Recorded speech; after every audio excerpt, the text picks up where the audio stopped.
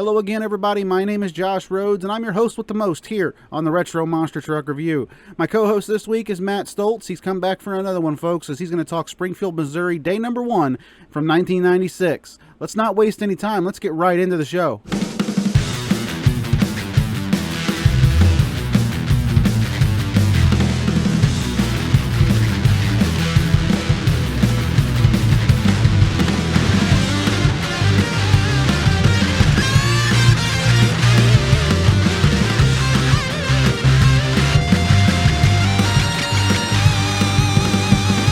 Ladies and gentlemen, welcome back to another edition of the Retro Monster Truck Review. My name is Josh Rhodes. With me, as in the last few weeks, it seems like, is Matt Stoltz here.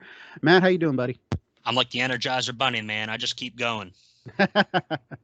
This week's show, Springfield, Missouri, 1996. We're going to cover show number 1 here on this episode of the Retro Monster Truck Review. I just visited this place not too long ago, Matt, and I got to see a Matt Motorsports show here. Zach Gardner taking home being the king of Springfield. And this event that we're going to cover here was done by Special Events. This was part of a four-wheel and off-road jamboree weekend. It's just interesting to me how much this venue has changed in the last, 20 some odd years since this particular event. This particular event seems like there's just a ton of space out there from these grandstands, and there are a lot more grandstands, it seems like, in this broadcast versus what we have now in Springfield. The actual venue itself for monster truck racing seems to have shrunk quite a bit. But, man, there was so much room here in 1996. You could have fit another 10 trucks in here at least. Oh, for sure. You know, they've done a lot of work to that facility over the years. And the first couple of years that they were, doing these shows after they had changed the facility up, I was like, is that the same place? And it is. The racetrack surrounding the fairgrounds is just gone now. The Springfield, Missouri Ozark Empire Fairgrounds officially held its first fair in 1937, which encompassed the existing speedway and grandstand, which the speedway is now gone. A lot of racing legends would race there, especially in the ARCA series. Guys like Rusty Wallace, Mark Martin, Davey Allison, Alan Kowicki, Dick Trickle, all ran through the Springfield Fairgrounds Speedway at one point. So a very, very historic track. Unfortunately, no longer there, but we still get our monster trucks, which, for this side of the industry is what's most important. And I find it interesting the way that TNN would always kind of set the stage going into the event before you even got to see where they were at or what was going on. Gary Lee does your cold open here, talking about heroes and how his heroes had been cowboys growing up. And today the heroes are the drivers of the PENDA series as they trot out their horses. Yeah, Gary says that we're about 40 minutes from Branson, Missouri, which is something I wish I would have actually known when I was there, because I would have swung over to Branson before I went down to go run our race the next day in Trigger King. But man, I tell you, I'd never been to Branson. That would have been really fun to go to. But this place in particular, 250-foot drag track, of course. One thing that's going to jump out is they're going to talk about the ramps here at this place. They're going to go from a 16-foot angle to a 12-foot angle, and we're going to see some big-time air out of these trucks tonight. Yeah, changing it up a little bit for the standardized course of the PENDA Point series. This is round number 3. So we had our first 2 opening races in Lima prior, and then normally you'd have Bloomsburg the next 2 stops on the tour, but they moved the Springfield dates up this year before Bloomsburg, and these guys are going to be working on a kind of a wet and slippery track combined with the steeper ramps should make for a lot of excitement. Yeah, it's definitely going to do that. We should point out that stop number 1 and stop number 2 on this tour won by one truck, and that's a big blue Ford out of St. Louis, Missouri, a guy we talked about on our last episode who dominated in Providence in 1992 for his first televised win. Here, he's taken a big step towards a PENDA Points championship in Bigfoot number 14. That's Dan Runte. Yeah, you're reigning PENDA Points champion from the previous year. He takes the 95 title with the Power Wheels Bigfoot, and he's trying to repeat here in the new Bigfoot blue colors for the 96 Ford F-150 going into 1996. Speaking of new colors here and new drivers, we got Rampage and Todd Frolic. Todd's driving a black Rampage truck, which was always one of my favorite versions of the truck. I love black trucks, and that Rampage truck just jumps off the screen at me for some reason. And then we got Barefoot, of course, and Fred Schaefer. Boogie Van with Pam Vouders, Overkill with Kirk Dabney, Hercules and Tim Tesmer, Moss Patrol, Paul Schaefer, Predator and Alan Pizzo, Eric Meager driving the Hulkster, Mark Hall and Executioner, and Dan Patrick rounds out the field and Samson. Yeah, 10 big trucks here, some top competitors, and you know, they're all fighting to get those PENDA points. And as you said, Runte taking the first 2 wins on the tour. Can he keep the winning streak going? Yeah, I'm certainly under the impression that he's going to. But anyway, I mean, you got to look at Runte's season up to this point. He wins an exhibition event in the RCA Dome, which in previous years had been the first event of the PENDA Points Championship, and then they go a few months without having a race. Now it's just an exhibition, and they get into the summer series here. Runte takes a pretty big lead in points right off the bat by taking the first few wins on the tour. Yeah, he's definitely the man with the hot hand so far in 96. And we get into some of the qualifying highlights after Army talks about the ramps, and we see Sampson, Dan Patrick, spinning a lot on the line, the wet conditions, and gets just a little bit out of shape for this second set. And man, he about yard sails the truck way out of shape over the second set, gets it corrected, but slides out of bounds and into a chain link fence. He's going to get DQ'd in qualifying round number 1. But thankfully for him, the PENDA Series, you get 1 run in each lane. So he comes back in round number 2 of qualifying, puts the truck in the show. Yeah, puts the truck in the show. One thing to point out here is Pam Vodders running a 558 ET in Boogie Van, a truck that you would have just not even, I mean, honestly, if you look at Boogie Van, it's almost one of those trucks that you would be like, that's cool, but what do the other trucks look like?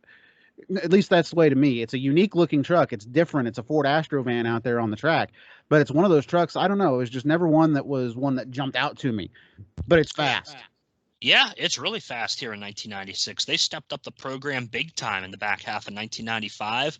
They had brought an engine specialist along with them here on the road for these PENDA events. And man, they are putting the horsepower down and really, really getting some good results here so far in the season. Takes a round 1 win over the Sampson truck in our round 1 highlights with that 558, as you said.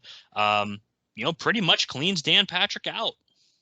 Yeah, Dan's pretty much done for the day after that. We go into another qualifying highlight here with Bigfoot number 14. And let's face it, this truck at this time on these tracks is the fastest truck in the sport.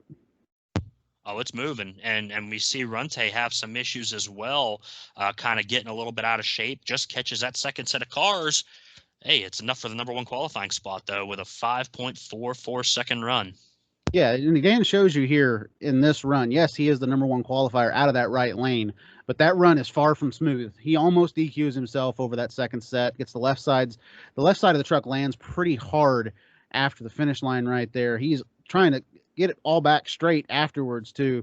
Like I said, very close to a DQ for Dan here. We skip into round 1 highlights. We already talked Sampson and Boogie Van. Rampage and Hercules. Hercules is a name you didn't see very much on PENDA. But, man, I got to tell you, Tim Tesmer's Hercules is a truck that's been around for quite some time. Yeah, and Tesmer was a top performer in the Thunder National Series, ran a lot of shows, and, has the 4-link truck here working good, coming out and running with the PENDA guys this weekend in Springfield. Unfortunately, he matches up with one of the factory Dodges in round number 1. Todd Frolic and Rampage. Man, Todd putting in a killer run. Another matching Pam Vodders' great run with a 558, and the truck in the second half of the track just takes off. Yeah, as soon as he like when you watch Frolic's run back right here from this qualifying pass, he takes it a little easy over that first set.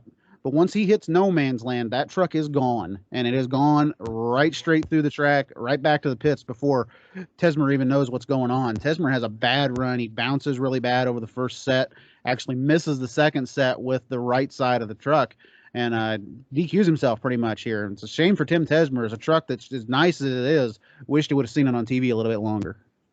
Yeah, for sure. Wish he could have made it through a couple rounds in this show anyway. And, we see the round 2 bracket here. We've got Bigfoot versus Overkill, Boogie Van versus Rampage, Barefoot and Predator, and then the WCW Hulkster going up against Paul Schaefer's Monster Patrol. Yep, we got the Boogie Van and Rampage is the one that I'm going to circle big time on this. And we'll talk about that when we get there. But I want you guys to remember one thing. 558 ET to a 558 ET. Who the heck's going to get lane choice in that one? Anyway, we scroll down here and we see the point standings that we have. And after these first 2 races, believe it or not, folks, Dan Runte has a 930-point lead over the Hulkster machine. Yeah, top 5 in points, Bigfoot, Hulkster, Rampage, Barefoot. that's your top four. Those are your two factory teams. And then the Hall brothers with the Executioner coming up in fifth with not even half as many points as Bigfoot has already in the number 5 spot after 2 races. So Runte looking to definitely have an early season lead here. Getting it done so far with the 2 wins, hard to argue. Yeah, hard to argue, but man, these PENDA points. 2 races in, and he's already got 2,520 points. Who wrote this point system? I think the guy that's in charge of the Venezuelan, mint in the bank. Oh, little okay, yeah, little that makes inflation. Sense. Can with he the deposit points. that much into my account? Yeah, no kidding. That would be great. They had a structure, and I guess it worked. I think they got, maybe some points for low ET, points for low qualifying might have been thrown in there too. But and then each round you get points too. So they added up in a hurry. But yeah. you could have done maybe like 10, 5, 1, not like 500.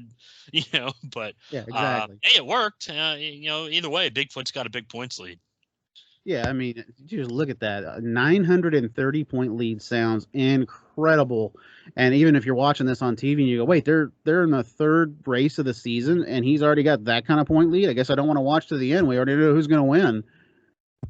Yeah, well, I mean, at this point of the industry, you pretty much know Bigfoot's going to win, it seems like, at all these shows. No matter where they're going, they're performing well, knocking people out left and right. Everybody's chasing the Blue Oval Bunch, as Army calls them. Yeah, but I tell you what, round number 1, Blue Oval is going to get one heck of a challenge here from Overkill with Kirk Dabney behind the wheel. The undefeated Bigfoot looking to make it 3 in a row here in this points competition, but he has a very tough task with Dabney being in the left lane.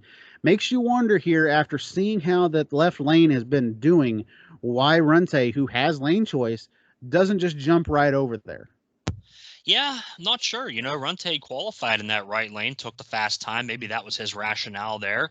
But the left lane had seen success in round number 1. And Dan Runte, they go on to say, has not lost a round in 1996. Dabney is on a hot streak, coming off of a win at the Steel City Monster Jam in Pittsburgh the previous weekend, Three River Stadium. I was there for that show. It was the weekend before this show happening on June 14th, 1996. And both guys kind of on a roll coming into this show, and it ends up showing here at the finish line that both trucks are running good. Yeah, they have a photo finish right here, but I want to talk about Runte's run. He absolutely skies the first jump. They weren't kidding when they were talking about these trucks having a lot of air. Runte clears probably half of no man's land by the time he actually lands here.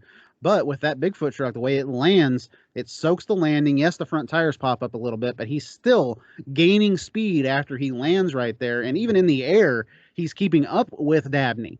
Dabney has a little bit of lead onto the last jump, but because of that landing and the way that I don't know what it seemed like, Bigfoot and Barefoot always seem to land and propel forward, and that's what Runte does right here. Yeah, the trucks are coming even over this second set of cars, and it's hard to say that it's a driving error by Dan because the truck was spinning the wheels so much. He probably just kept giving it more and more throttle, and then when it hit the ramp, it just bit and threw the truck forward. Again, didn't roll that first set like he normally would to get into no man's land, but coming off the second set of cars is where the difference is here. They're coming over identical, and Dan gets down just a fraction of a second sooner over that second jump, and he lands and shoots forward across the line. I think that's the difference here in a photo finish with Kirk Dabney and the Overkill truck. Yeah, that's the 100% the difference right there. One thing to note, if you guys go back and listen to this, the Bigfoot Pass is an assault on your senses for how loud this is. I'm sure they had to turn it down for television, but if they'd have left that original audio in there, you might have blown the speakers out in your TV from how hard Runte was on the throttle. One thing to point out, though, Bigfoot runs a 590 ET, which is significantly slower than some of the previous winners we've seen. Yeah, not a good run at all because of the issues there in the rhythm. And, man, I'm watching the replay here. They do show the side view replay. How close was that margin of victory? If I got to draw a line here, I don't know if I can even call a winner. If you're going by the tire, which is what the timing lights are supposed to do. Yeah, I mean, they give it to Bigfoot, but like I said, it's one of those races where you got to watch it real slow every now and then and be like, man, I don't know.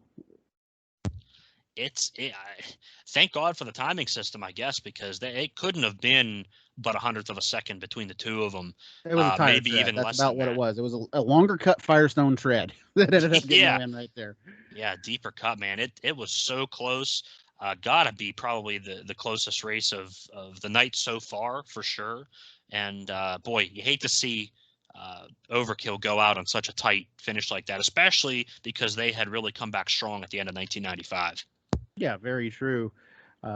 Kurt Dabney, always a strong competitor in Penda. We move on to the next race, though, and this is the one that I had circled, and that's Boogie Van and Rampage. They both ran the same ET in the previous round, 5:58, and made you wonder who was going to have lane choice. And we kind of get the answer here, as it seems like Pam Wouters had the higher seed from qualifying, which is going to put her over in the left lane. Yeah, and we see the ISO shot here of the Boogie Van running the combination tire set, which I always found interesting. The Firestones on the rear, the Goodyears on the front. A lot of guys trying out that combination. I guess the Firestones gave you better forward bite, and the Goodyears were probably lighter, so they ran those on the front. But a bunch of different drivers tried out that combination in the Penda series, and the Boogie Van, Pam Wouters, the Wouters team, making that change as well. Yep. They interview Pam right here, and she gives you a little bit of a backstory about how she got involved in the sport, basically saying that when her and Mike started dating, he had a street truck, and one day he pushed it in the garage, said, "I think I'm going to build a monster," and that was, of course, Black Stallion. He was in it for about 8 years up to that point before he built the Boogie Van truck, which eventually would become hers. They said it was a joke around the shop that it was going to be hers, and then a UPS man shows up one day with a fire suit that was bright purple. So he says, "It's a little smaller for me. I guess you can fit into it." I don't think Mike was squeezing into that fire suit for sure. It was definitely set up for Pam, and we get to see Mike's new truck, the Black Stallion 2000, as well in this clip, which is pretty cool. We'd see it, I think, later on in the season in Canfield. I think he might have been at Lima too. I'm not sure. I didn't get a chance to look at those shows here before our recording, but get to see the two trucks side by side, which is cool. The whole Wouters team really clicking here for 1996. Oh, yeah. It seemed like everything was going to go towards Pam's truck for 1996, though. I guess happy wife, happy life for Mike Wouters there. The one thing that they end the interview on that made me kind of chuckle was Gary saying, "Now, do you ever sandbag and let him win?" And Pam, without hesitation, never. Never. Yeah, for sure. Pam was a competitor, and she ended up going out there to win. And she did a very, very good job in that truck for only being in this for basically 2.5 years at this point. She has really made a lot of strides.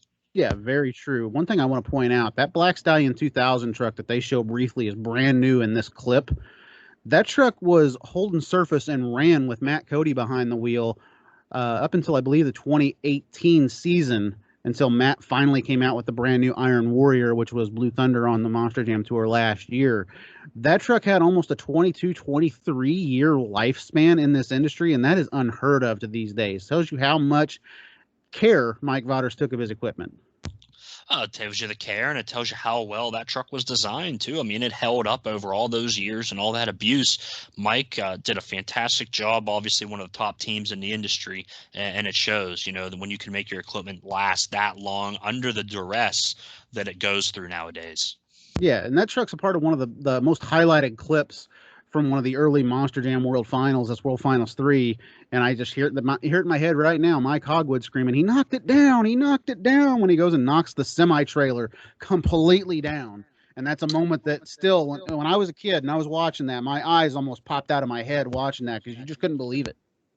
Yeah.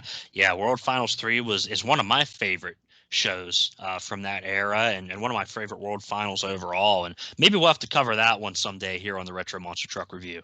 Oh, it's on my list. That's one of my favorite events of all time. That one, as well as World Finals 2, World Finals 1. Need to cover some more World Finals. We only covered World Finals 9 on this show. I need to cover some of those older World Finals as well.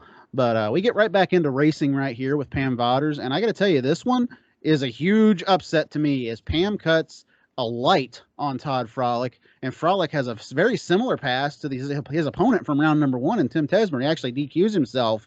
I consider this a major upset on the tour.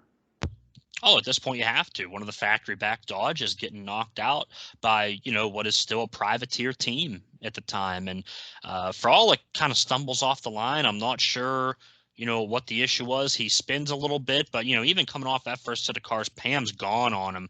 It looks like, either Todd just got out of rhythm or something happened with the truck and not under full power necessarily and misses that second set of cars. He's coming on at the end. It seems like the truck caught up with him a little bit, but definitely not a winning run from the Rampage. Pam puts in a decent for this track time of a 567. You say decent. Bigfoot ran a 590 and it's undefeated on the tour. She's going to have lane choice over Runte in next round. That tells you how fast Pam Wouters and Boogie Van is on this track. Army interviews Pam after this race, mentioning that her husband's already tuning on the truck, and not engine, but on the chassis. Pam mentioned that she's got lane choice in the next round. She's picks the left lane, and it looks like it's going to do better. She says that solved the mystery is who got lane choice for me when I watched this back. We get an ISO shot of Pam's pass right here, and the one thing that jumped out to me from this pass is watching her jump into the air and land, and you just see her head bouncing back and forth in that cap. She got jarred around quite a bit on that run. Yeah, this is before the days of the Hans device and all the other stuff. And, if they were even running a neck collar, I'm sure she probably was, but definitely not the containment that we have nowadays with the seats and the other technology for safety that we have. These guys were taking a beating and girls back then. Even on these straight line courses, the jumps were still pretty big, and your whole upper body is getting whipped around a good bit. Yeah, and before we get into this next race, I do want to touch on Todd Frolic just a moment here. Locally here, Missouri area, actually down Route 51 here all the way into Vandalia, Illinois. I've actually seen Todd Frolic around here racing dirt oval RC cars. He raced with the Highside RC Club for a little bit. I'm not sure who he races with over in the Missouri area, but I actually saw Todd at one of these RC events, and I was like, "Oh, holy crap!" I actually left the venue that they were racing at, went home and grabbed my Gravedigger RC truck, and then brought it back just for Todd Frolic to see. And he was all over the thing, and he kind of wanted to know how to get into it. Unfortunately, he never really got into the RC Monster Truck stuff, but he's somebody I'd love to have come out and listen to or come to a Trigger King event because it's a little bit close to him. I also see him on iRacing a lot. He is an avid dirt track racing fan. So Todd, if you're listening, hit me up, buddy. I really want to have you come out to one of our events. Yeah, Todd's still a competitor to this day. Barefoot and Predator is your next race right here. Army points out earlier in the day, and this is the first time I think that they really mentioned this, is the fact that they had rain. And he feels like the starting line is no longer a problem. The trucks have dug that out in a rut. And you'll see a little bit later on in this episode what he's talking about here. He feels that the no man's land is really the issue. As soon as these trucks land, it's very slippery. And the one thing to note here, Predator has what many people have dubbed the good lane, and that is the left lane. And he's thrown Barefoot over to the right, where his team truck just lost. Yeah, and we see that the light goes green. Fred does pull the reaction time on Allen, but by the time that they come off that first set of cars, Allen's ahead. The big Dodge horsepower just cannot get the traction put down, and Fred, gets pulled all the way down the track by Alan Pizzo and the Predator. Pulled all the way down the track. Pizzo crosses the finish line first, and they actually call him the winner at first. Army says that this is one of the biggest upsets that we've had all season, calls it a major upset. Then all of a sudden we get a broadcast, like it almost sounds like Gary Lee is kind of like pausing for a second, and then he goes, "Now wait a minute, it sounds like Alan Pizzo and Predator has been disqualified for jumping out of bounds," something that Fred Schaefer knows very well from this series. Yeah, a number of weeks ago here on the Retro Monster Truck Review, we talked about the Lyman 95 show, and Fred got DQ'd for going out of bounds. Fred, kind of played it off saying I didn't, know about it or didn't know there was an out of bounds boundary. After that point, I think that they had started much more defining the edge boundaries for these tracks, especially in areas like this where you have a fence on one side. I feel that they probably felt a need to keep the lanes even in terms of the space you had to work with. And we see the ISO cam of Predator here. He comes over the second set of cars and he gets just, the little bit out of shape to where when he lands, he's coming off the side of the cars, and he just tags a cone, which I will say is not that far off of the racing lane, but he tags the cone, and that's going to be an out of bounds for him. And it's a shame for Pizzo because from what I can remember, the stories being told, he built that new Predator truck. It was a Patrick complete truck with rear cantilevers and everything to go run the PENDA series that year. And, he had been running his old front four-link truck the year prior and really was going after it for 96. And, boy, you think you've got one of the top guys beat, and they call you on the DQ. Yeah, Alan says the rain in the day earlier in the day really upset the track. It's really muddy out there. All that wet ground really makes it really slippery out there. When we go out there and land, you have no idea which way the truck is going. And his pass is pretty much evidence of that. He keeps it legal all the way up until the landing of the final jump. Yeah, and boy, it's hard to pay attention to the interview when you focus in on the Hall of Fame caliber mullet that Alan's rocking here in this interview. I mean, I wish that he would grow that back. Alan, if you're listening, grow that thing out, show up to the Hall of Fame this year with that mullet, because it's a 10 out of 10. Yeah, I agree right there. We got to have the mullets back. I mean, that's part of the Hall of Fame experience right there. Speaking of Hall of Fame kind of races that we have right here, how about Hulkster and Monster Patrol? And can we just take 1 second to appreciate how badass the lights look on top of Monster Patrol under the lights? It's one thing we haven't mentioned here. This race is under the lights. So you can see Monster Patrol has all of those police lights on top of it turned on, and they look fantastic in the night. Yeah, and I always thought it was cool that Paul, when he built his new truck, went with the multiple light setup in the V shape, on the new Monster Patrol, whereas the old truck, Taurus 4, that Tom Mentz was now driving, had the solid light bar on the top. So, the trucks, had a very unique identity, but still had a little bit of difference between, each truck that everybody was driving. And those lights, all those strobes, they do look beautiful in the nighttime. Really looks cool. Now on to the other truck here. You mentioned identities. There was no bigger name in professional wrestling in the 1980s than that of Hulk Hogan. And now here in the late or mid 90s, you see the Hulkster monster truck, part of a sponsorship program from World Championship Wrestling, really right at the start of these Monday Night Wars that are getting ready to start here in professional wrestling.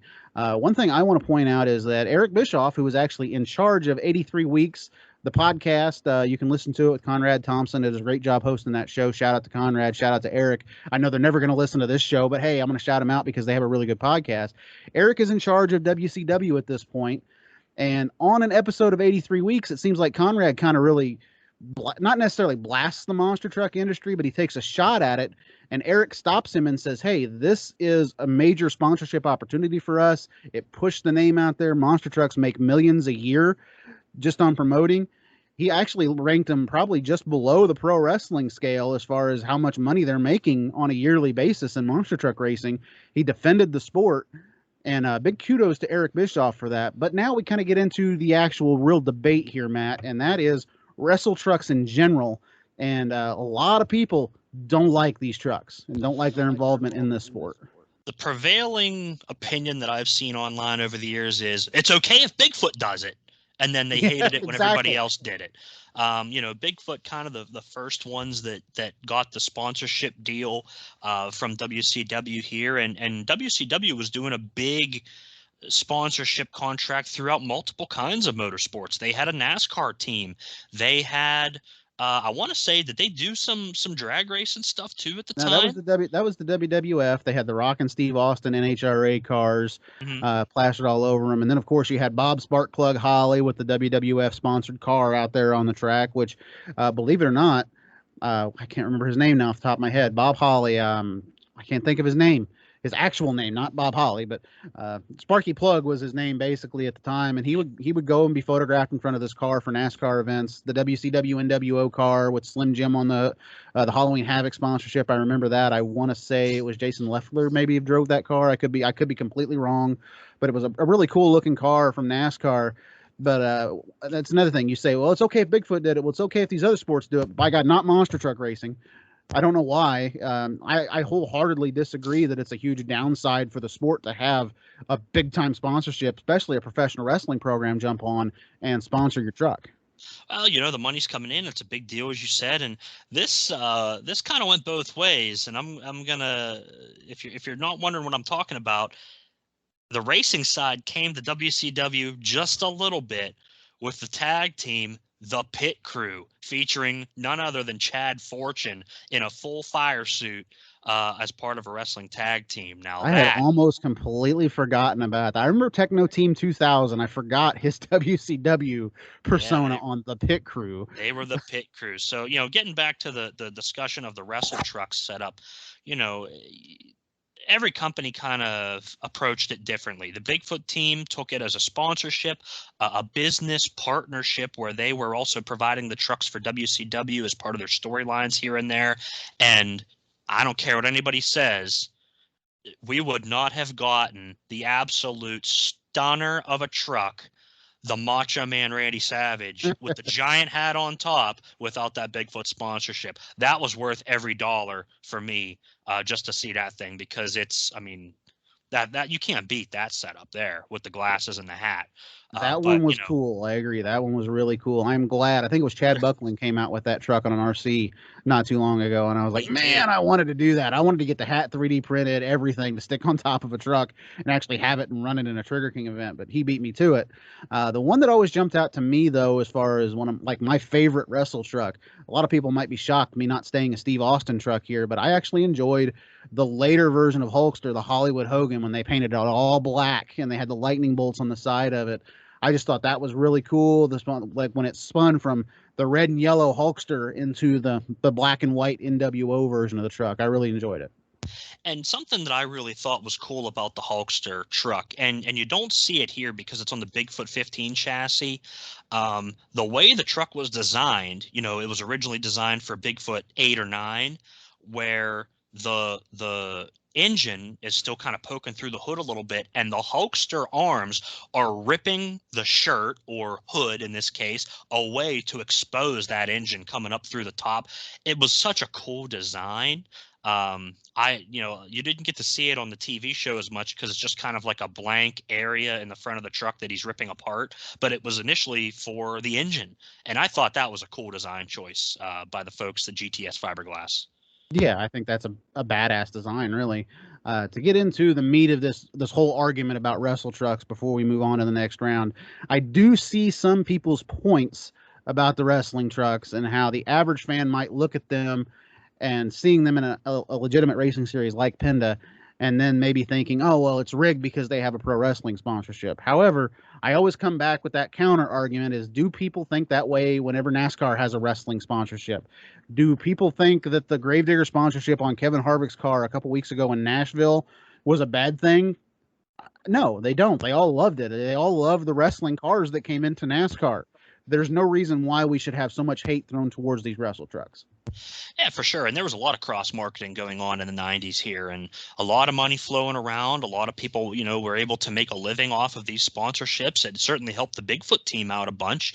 It helped Calvin Carrington as well. Oh, yeah, I can't blame them for taking the deal as a leader. If they didn't take the money, somebody else was going to. So, and I'm sure it was a pretty big check. So the Bigfoot team treated it, you know, kind of as a sponsorship, and that's how they, you know, portrayed it here on the TV show. They didn't do anything hokey with it in terms of a storyline or anything. And, you know, the other side of the coin is people will say, well, when Pace Motorsports and SFX got their wrestle trucks, Medusa at least drove her truck. You know, yeah, Medusa comes out and drives, in respect to her for that. You know, she went all in, and then, you know, the Sting and Goldberg stuff were more of the sponsorship side, and they brought the wrestlers in. But, you know, it's cross promotion. You do this in any kind of motorsports. I don't see an inherent issue with it in the way that it was done at the time. You know, they weren't doing anything super crazy with storylines or anything to indicate that any of the show could have been fixed to any degree or anything like that. It was just, you know, sponsorship, getting the word out. You know, Ted Turner had no issue spending money, and Eric Bischoff, you know, had no problem spending the money that Ted gave him. So it was good, I thought, to see the Bigfoot trucks running these bodies, and they would, you know, later go on to run the Stinger body in the second half of the year because WCW wanted two identities shown on TV. And let's not forget, this TV show is a big deal at this point. It's one of TNN's highest rated programs. They're getting the Sunday morning 9 or 9:30 a.m. slot, still a consistent time slot.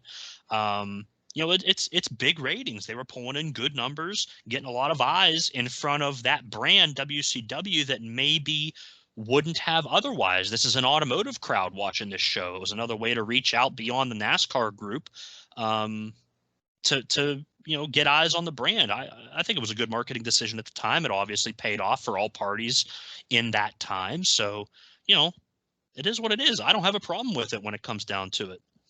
Yeah, neither do I. I'm glad we can have that discussion peacefully. I didn't know how it was going to go, but I'm glad we could have and kind of agree on the wrestle truck thing. And I know we're going to get slaughtered in the comments by some people on this, but let me just tell you guys, it's my podcast. Anyway, it's your podcast, and business is business. And exactly, there's a lot more fake stuff in the monster truck industry than some bodies on a wrestle truck. You know, I'll leave it at that. We scoot in back into racing right here, and we kind of get a very weird few clips here of this race. They're spliced together in a way that's just, it's odd to me, Matt. Monster Patrol shown launching off the line. Then we cut to the ISO shot that's actually embedded in one of the crush cars in Hulkster's lane. And then as they're actually in the air over the finish line final jump here, we see that Hulkster's going to win this by about, I want to say, a truck length over Monster Patrol with a 580 ET. But man, the whole race was just split into a multitude of clips. And they kind of rushed through it pretty quick too. Yeah, they show the trucks in the shutdown area, and then, oh, here's the graphic for the Monster Truck semifinals, which I will admit that I'm not as well versed in the 96 season as perhaps I should be. You know, I don't know the events off by heart like I do in previous years. I don't know if they used the graphic for these semifinals on every show or not.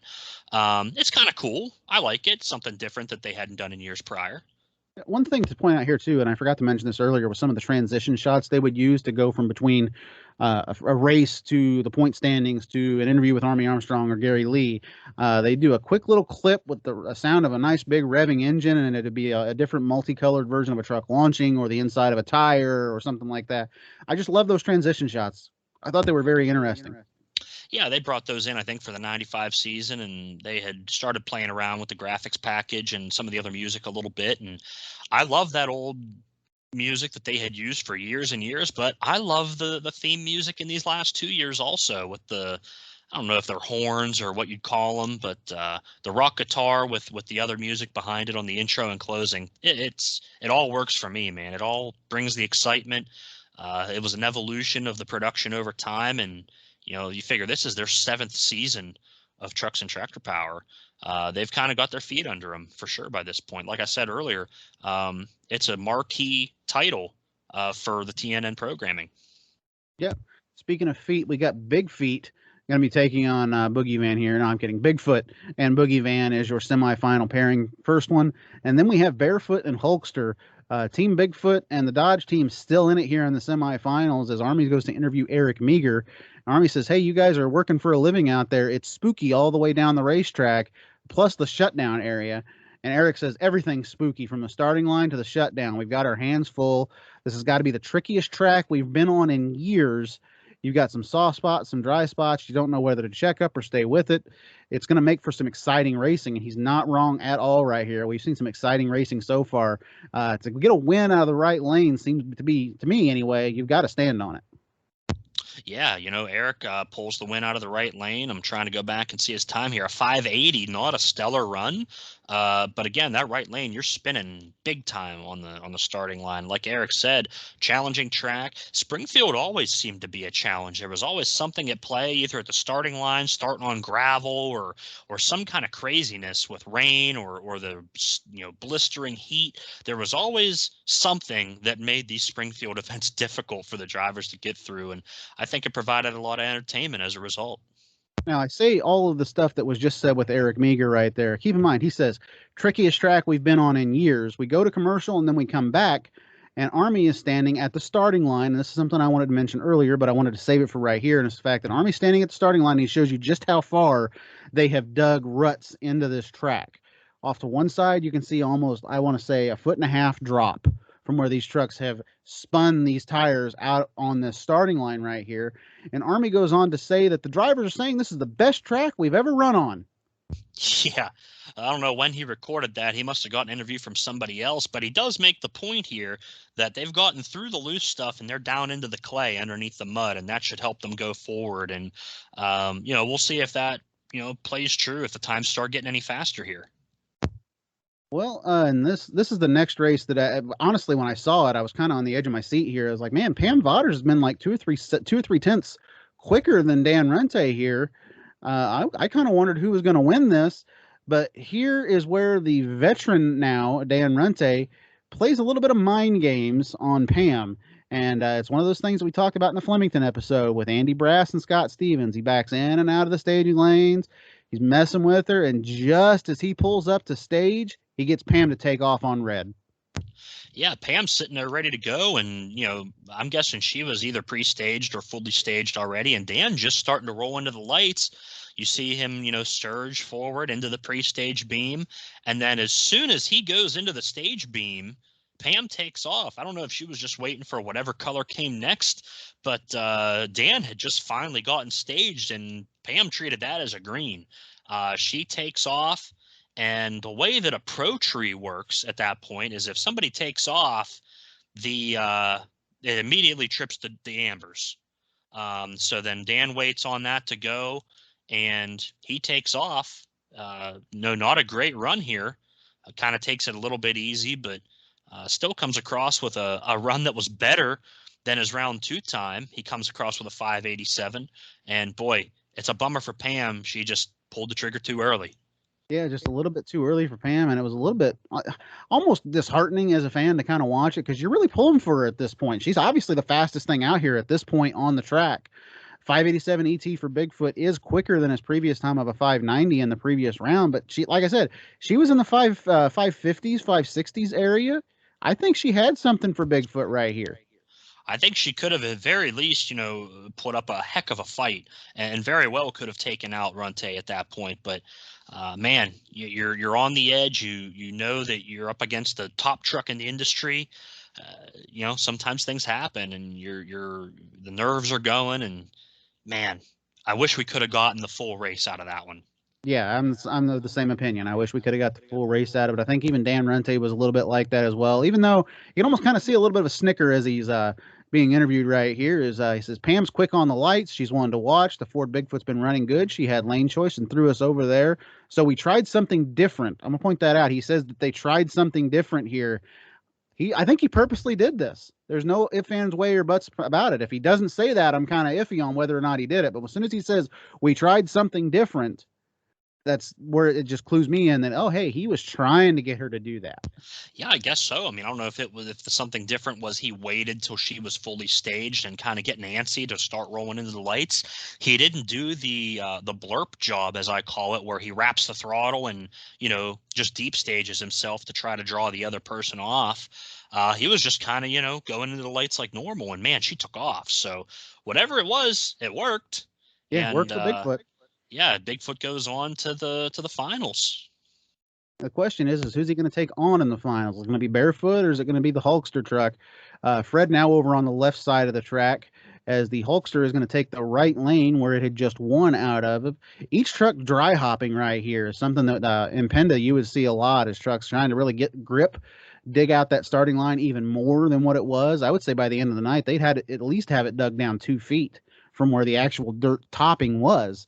As far as the line goes, I mean, these guys are just digging this starting line out to try to get to that fresh clay. Yeah, the competition is on. The points are on the line here again.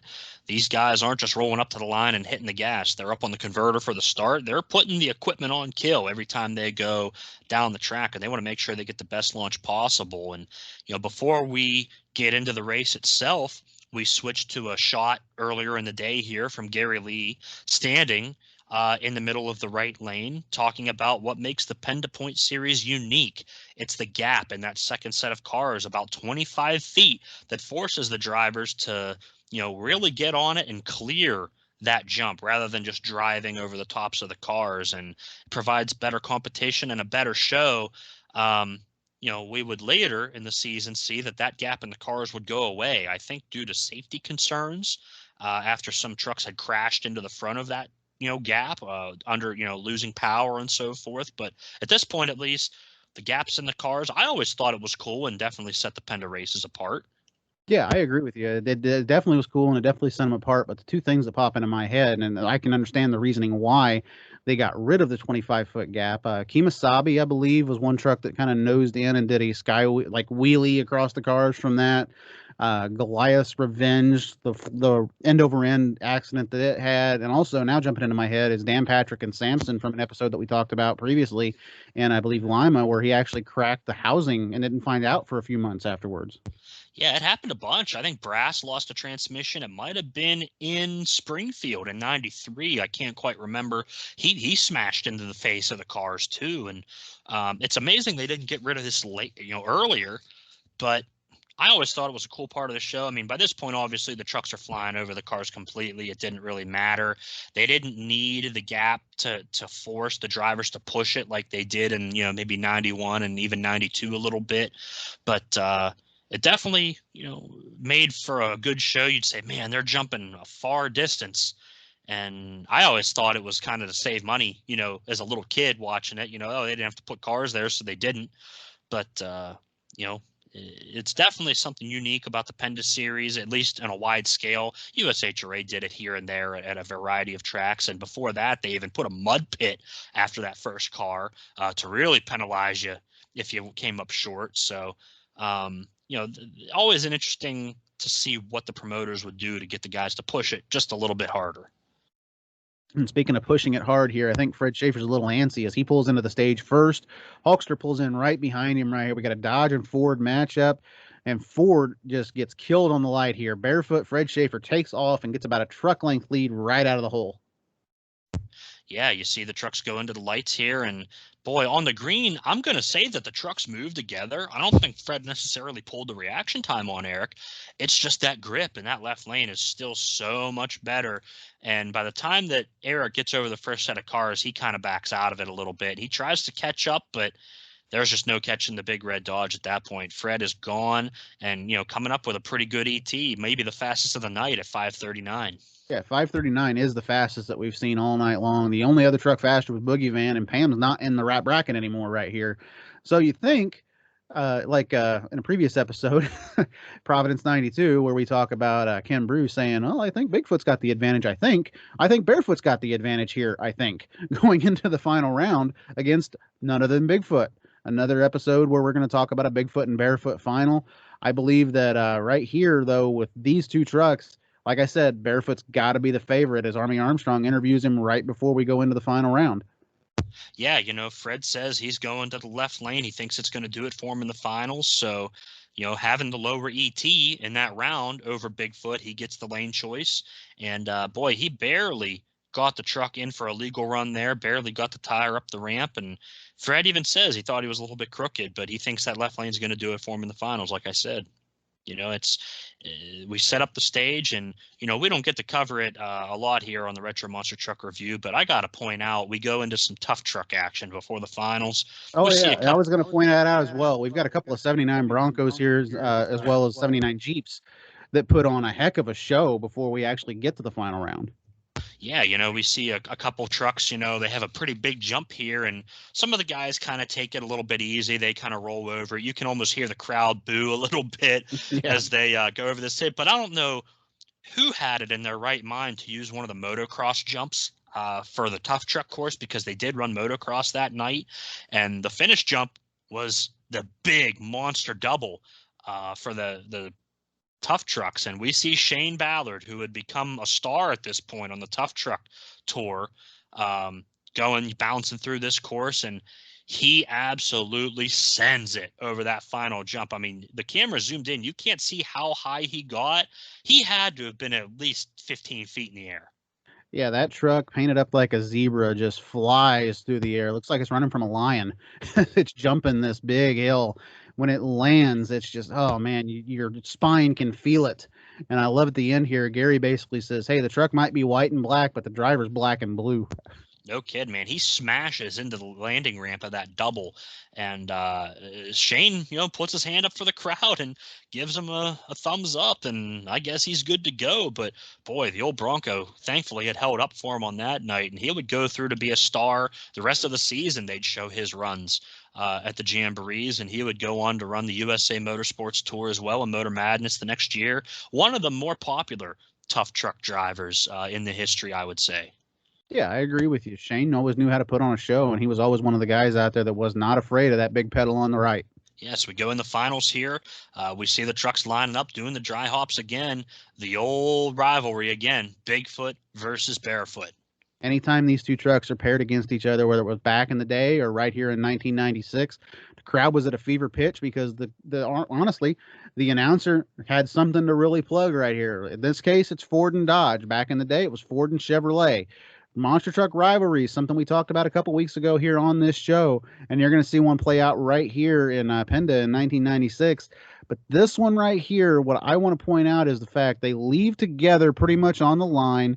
They get into no man's land, and right as Army Armstrong says, "Oh, we've got a race," Fred hits that slick stuff. Yeah, and it's even part of coming off of that first ramp that Fred, boy, it's such a weird way the truck lands. It lands on the right rear, and normally it would kind of, maybe even break a 4-link bar or cause some damage, but you could see Fred's just got his foot in it, and he doesn't let out because the wheels spin underneath him, and that kind of sends him off to the right, and unfortunately he misses that second set of cars in the left-hand lane there. But it's a shame. Man, he had the run of the night going up to that point. Bigfoot flies past him for the win. Yeah, Bigfoot flies past for the win. Runte stays undefeated right here. He turns a 980-point lead to a 1,440-point lead going into the next race. That's just astonishing to me. That is a lot of points for 3 races. That's more than some NASCAR teams accumulated in an entire year at this point. Yeah. But man, they actually do an interview after here with Army and Bob Chandler and Dan Runte, and Army, of course, standing by with them, and he says, "Hey, you were going to go out there. You had a battle on your hands. You knew you had to step up your game as far as jumping into the Bigfoot name. You had some tough shoes to fill. And this guy right here, as he points to Bob Chandler, says, hey, he trusts and believes in you the most." Yeah, and it's amazing that Runte pulls a 522 out of that right lane in the finals. I mean, Fred had him covered if he'd have been able to keep the truck straight, but certainly a super fast run out of that bad lane for Runte, and it just goes to show why Bob Chandler puts Runte as the lead driver after Andy Brass leaves in the end of 1994. Runte is pretty much the man for 95. Meager gets the Bigfoot colors, but Runte really is kind of the lead driver at that point, and certainly takes over the blue truck for 96. And throughout the rest of the career, he's the lead guy at Bigfoot. So just in 4 or 5 short years of driving, Runte is at the top of the sport, reigning champion, getting it done when the odds are stacked against him here in the finals. It looks like Fred's got the win on paper. Somehow Runte either gets the lucky break or put enough pressure on Fred there to get that low ET and still take the win. Yeah, Runte's response right here to Army's question. Yeah, he is, and you have a lot of big shoes to fill coming into this. He has a great team, a good bunch of guys at the shop. The Ford Bigfoot pulled it out, and it's tough in this PENDA Point series. We just did our best and went round by round. I'm kind of fired up, and right at the end, he's got to get the plug in because he's standing right there. He goes, like I said, he is a great boss. Yeah, and we go to the points here. You mentioned the huge gap here from first to second still with Bigfoot and Hulkster. Barefoot moves up to the number 3 spot, moving Rampage down a peg, and then Boogie Van breaking into the top 5 after the Hall brothers don't get out around number 1 in this show. And boy, the pressure's on for these other guys to start stepping up, and unfortunately Runte would go on this streak throughout the most of the season, wouldn't lose until one of the later races in Canfield. And we see the guys here finishing up, walking behind the trucks as Runte's getting congratulated by his team. And then the old jokester, Eric Tack, runs in with a super soaker as he's getting a handshake from from Jim Kramer, and starts attacking Runte. Man. Yeah, it makes you wonder what was in the super soaker. Was it actually water or was it something else? Hopefully cold water, because I'm sure it was hot there in Springfield. And Eric Tack always had some kind of prank ready to go if they won, whether it was the cooler full of Gatorade or a pie. I think he got in the face one time. He got somebody, or the super soaker, or throwing a bucket of water. Man, he was always the guy ready to pull the practical joke on somebody. And they kind of wrapped the show up quick with a They wrapped the show replay. up quick, and Army says something here that kind of made me kind of scratch my head a little bit. And he says, "There's Bob Chandler." He pats Dan Runte on the back, congratulating his new driver. Yeah, a little mental break there for Army. You got to give him one every now and then, but it's I'm still kind of focused on that super soaker. Man, I always wanted one of them as a kid, never got one. Oh, But me too. I always wanted one of them as well, and I imagine that Bigfoot would have got a super soaker sponsorship out of that. yeah, Runte, like I said, would go all the way to Canfield before losing a round, and then he would have troubles the rest of that weekend, turning the truck over pretty bad, and still would hold on for the championship that year. But boy, it seemed like the Bigfoot truck was just unstoppable at that time of the year. What grade would you give this show, Mr. Josh Rhodes? This show right here, I mean, it's always really fun to talk about PENDA because they give you so much to talk about. Even though this was like a 22 or 23-minute broadcast that we watched, they had a ton of information being thrown at you in every show. I love the fact that we're seeing what the time and the ETs were.